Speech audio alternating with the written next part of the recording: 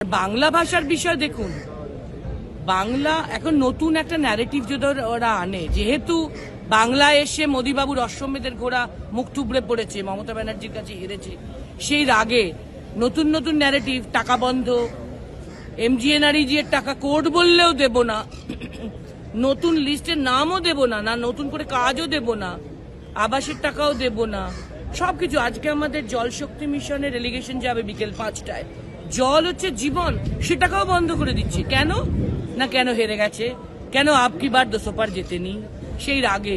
এটা তো বাচ্চা ছেলের মতন বিষয় হয়ে গেল, তো এটা তো করা যায় না।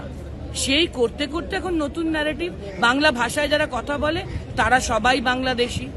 আরে কি করা যাবে, বাংলা আর পাঞ্জাব ব্রিটিশের বিরুদ্ধে বেশি লড়েছিল, তাই ব্রিটিশ ডিভাইড অ্যান্ড রুল করার সময় বাংলা পাঞ্জাবকে শিক্ষা দিতে চেয়েছিল, সবক শেখাতে চেয়েছিল, ভাগ করেছিল। তাহলে পাকিস্তানেও তো পাঞ্জাবি ভাষায় লোকে কথা বলে, এখানে যারা পাঞ্জাবি ভাষায় কথা বলে তাদের কি বলবো পাকিস্তানি? এটা কি কোনো কথা হলো?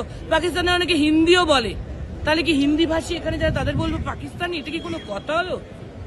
এখানে বাংলা ভাষা একটি স্বীকৃত সাংবিধানিক ভাষা, বাংলাদেশি বলে দিচ্ছে। ওরা জানে সব, জেনে শুনে বাংলা ভাষাকে, বাংলাকে, বাঙালিকে হতমান করবে, আর আমরা মেনে নেব?